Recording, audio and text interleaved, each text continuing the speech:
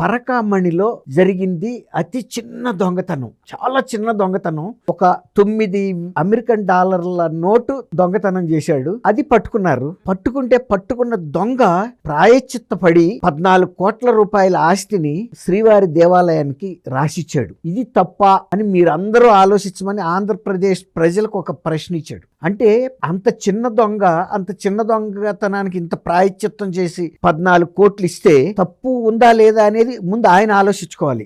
అంత చిన్న దొంగ అంత త్యాగం చేస్తే ఇప్పుడు జగన్మోహన్ రెడ్డి గారు ప్రజల సొమ్ముని క్విడ్ ప్రోకో ద్వారా దోపిడీ చేస్తే 45,000 కోట్ల రూపాయలు కేంద్ర ప్రభుత్వ జప్తులో ఉంది. ఈడీ సంస్థ ద్వారా ఎన్ఫోర్స్మెంట్ డైరెక్టరేట్. ప్రజల సొమ్మైనా శ్రీవారి సొమ్మైనా అది దైవంతో సమానం. ఇప్పుడు అది ఆయన ఆలోచించుకోవాలి. శ్రీవారి సొమ్ము $9 అపహరించిన దొంగ అంత ప్రాయశ్చిత్త పడితే ప్రజల సొమ్ము ఇంత భారీ ఎత్తున దోపిడీ చేసిన జగన్మోహన్ రెడ్డి గారికి ఎందుకు ఆ ప్రాయశ్చిత్తం కలగట్లేదు అనేది ప్రజల్లో కూడా ఆలోచన మొదలైంది.